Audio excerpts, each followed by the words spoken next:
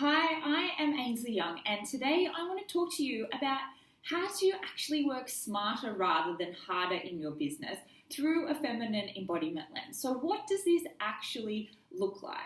So, we're constantly hearing the term about working smarter rather than harder, and it's not a newfound phrase, but I'm really interested in the how and the what. So, how do we do it, and what is it that actually fuels this productivity and ensures that we're actually thriving in our business rather than fizzling out and resenting and hating our business and work? So, that's why I thought today I would share my 5 key tips on how to work smarter rather than harder in your business.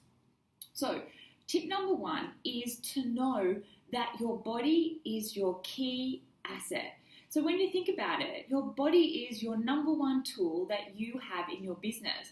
And as Kate Northrup shares, body first, business second. And this is a mantra that I always come back to, because when you think about it, when you're not honoring your body, so you're not tuning in and listening to its needs, whether it's physical, emotional, mental, spiritual, you're not actually honoring your work. So you don't have this amazing tool or instrument, and it's not going to be able to play at its best. It's not in its optimal capacity to produce really incredible work. So a really important tip to work smarter rather than harder is to make sure you're looking after your body. And I know this sounds really easy and like a no-brainer, but it's actually one of the key things I find that particularly women entrepreneurs are not doing. And I will raise my hand and say I am one of them. So I want to ask you this question. What do I need to do to ensure I am looking after my body and my body is able to perform optimally so that I can really honor my work and serve my clients at the best level that I possibly can? Okay, so the second tip is to really ensure you're tuning into embodied planning and structure. So you might be thinking, what does that mean? So for me, the formula is embodied structure actually equals freedom. So when you think about it, when you have some type of work structure or flow, you can actually see how much time you have available and you're not fluffing about being really busy. And the other way in terms of embodied planning is using your body as a compass to map out your planning. So whether that's your business plan, your weekly activity plan, and I'm a really big advocate for tuning into where you are in your menstrual cycle and using that as your guide. So what you need to do is to think, okay, well, where am I in my cycle? And what tasks does that actually align to in terms of my energy? So if I say, for example, I am in my summer, this is the great time, so I'm ovulating. This is a really perfect time to actually get on videos, to be more open, to launch something, because you're energetic, you're really open, you feel and look your best, you're the most articulate. So you're really working smarter rather than harder because you're working with your body and its energies rather than against it. And if you need more help with this, I have a really great free productivity and pleasure planner, and this outlines all of the things that you need to know in terms of using your cycle, or if you're not cycling, how to use other energy cycles to ensure that you're working smarter rather than harder. Now, the third tip is to look at your embodied boundaries. So as female entrepreneurs, it's not uncommon that we're constantly overgiving with our time, our energy, our resources, because so many of us are people pleasers.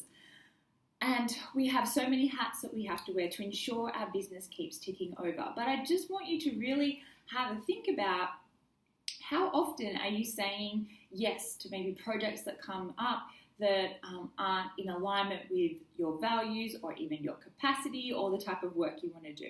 Or how often do you say yes to client requests that are just not something that you want to work on, or they're out of your scope of work?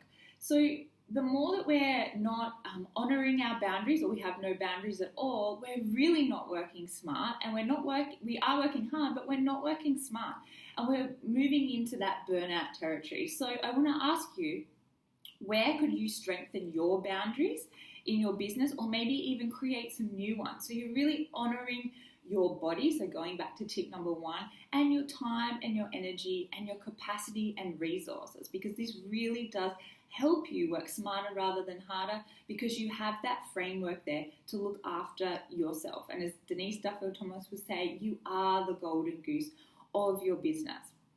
Okay, so the 4th tip is to really welcome in support into your business and your life, and have systems there to help support you. So these are quite, masculine frameworks in terms of business, but it really does help you work smarter rather than harder. I am an extremely big advocate for welcoming in support into my business continually. So, I'm always working with mentors or coaches. I'm a part of 2 high-level masterminds. I have my accountability buddy that I catch up with every week.